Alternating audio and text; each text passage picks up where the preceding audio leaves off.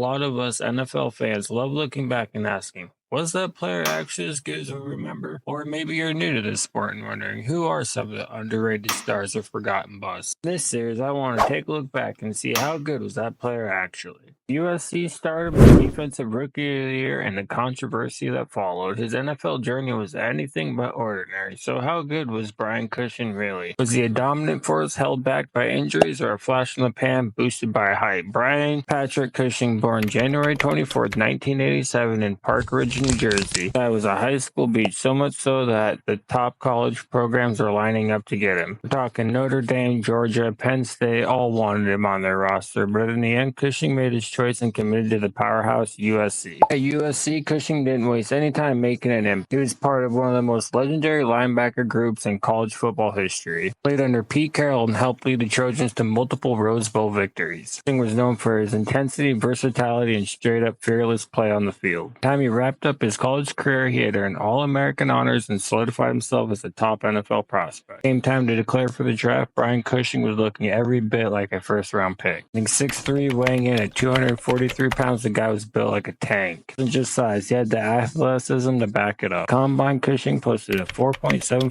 40-yard dash, a 1.62 10-yard split, and a 35-inch vertical, and a 4.22 in the 20-yard shuttle. Also threw up 30 reps on the bench press. Yeah, he showed out definitely. The Texans were watching, and with the 15th overall pick in the 2009 draft, they made it official. They drafted him. He didn't just enter the NFL in 2009, he exploded onto the scene. His rookie year with the Texans, he racked up a monstrous 133 tackles with 86 of those solo. He had 4 interceptions, 4 forced fumbles, 12 tackles for a loss, 12 QB hits, and even notched a safety.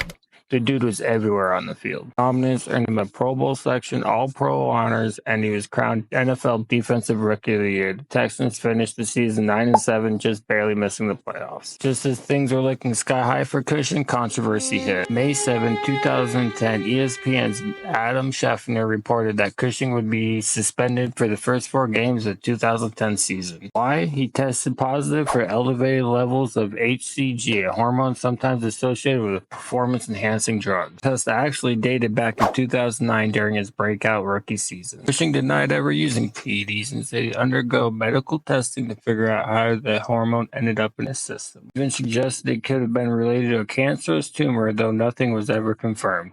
Despite the suspension, Cushing's fans and apparently a lot of AP voters still had his back. On May 12th, after a rare revote for Defensive Rookie of the Year, he still won. The award stayed with him. However, the AP did strip him of his second team All-Pro honors, making that one of the more complicated rookie campaigns in recent NFL history. Serving his 4-game suspension to start the 2010 season, Brian Cushing got back on the field and back to work. He started 12 games, finishing the year with 76 total tackles, 53 solo, 1 forced fumble, 1.5 sacks, 8 tackles for a loss, 11 QB hits. All the numbers, especially considering the rocky start. But the Texans, the team, took a step back. We'll do a 6-10 finish, missing the playoffs once again. 2011, Cushing was back to his old self and then some. Cushing started and played in all 16 games, totaling 114 tackles with 76 solo, interceptions, 2 forced fumbles, 4 sacks, 8 tackles for a loss, and 13 QB hits. Performance didn't go unnoticed and earned second-team All-Pro honors. But the best part, the Houston Texans finally made it to the playoffs for the first time in franchise history. Kicked things off with a 31-10 win over the Cincinnati Bengals in the wild card round. Unfortunately, the playoff run came to an end with a 20-13 loss to the Baltimore Ravens in the divisional round. That didn't take away from how monumental this season was for the Texans. 2012 Cushing season took a rough turn. Started and played in just 5 games that year, putting up 30 tackles, 23 solo, 1 interception, 0 sacks, and 1 forced fumbles, and 2 QB hits. But the stats only tell a part of the story. During a Monday Night Football game against the New York Jets on October 8th, Cushing went down with what looked like a knee injury. Unfortunately, it was much worse than anyone had hoped, and he had torn his ACL. The injury ended his 2012 season right then and there, and he was placed on injury reserve. A huge blow for both Cushing and the Texans, who were hoping to build on their playoff success from the year before. By losing Cushing for the season, the Texans still managed to surprise everyone in 2012 with a 12-4 record, reaching the AFC South and making the playoffs once again. Wild card round, they faced off against the Cincinnati Bengals, off a 19-13 victory. It wasn't easy, but they got the job done. The playoff run came to an end in the divisional round. They went up against the New England Patriots. The Texans fought hard, but they were outmatched, losing 41-28. 2013, Cushing inked a 6-year deal with the Houston Texans, a contract extension worth $55.6 million, which included $21 million guaranteed, averaging $9.2 million for the next 6 years. The contract was the largest at the time for any inside linebacker. Cushing was back on the field after recovering from his ACL injury. In 7 games, starting all of them, and posted 48 tackles, 36 solo, 1 interception. Now sacked, 6 tackles for a loss, and 4 QB hits. It seemed like Cushing was on his way back to his old form. But then on October 20, 2013, disaster struck once again. The game against the Kansas City Chiefs,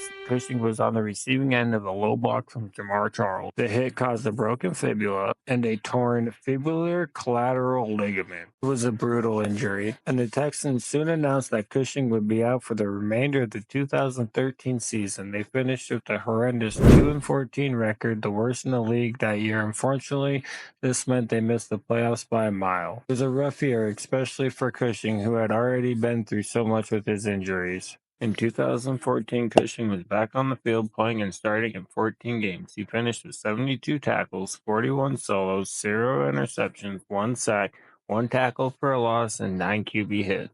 But it was clear he was still laboring through the aftermath of 2 major knee injuries. Despite Cushing's struggles, the Texans showed improvement, finishing the season 9-7 after the disastrous 2-14 record in 2013. They didn't make the playoffs, but it was a huge bounce-back year for the team. 2015, Cushing was finally feeling 100%, and it showed. He started and played in all 16 games, making it his first full season in 3 years. The result, with 110 tackles, including 63 solo, 1 forced fumble, 4 tackles for a loss, and 2 QB hits. Cushing was back to being the rock in the Texans' defense. Texans finished their season 9-7 once again, but this time they made it to the playoffs. However, their playoff run was short-lived as they were blown out 30-0 by the Kansas City Chiefs in the first round. It was a really tough loss. 2016, Cushing started and played in 13 games, but his season hit a snag early. During Week 1 against the Chicago Bears on September 11, he suffered a partially torn MCL. While playing through it, and while it did require surgery, it did cause him to miss 2 games. Cushing finished the season with 65 total tackles, 38 solo,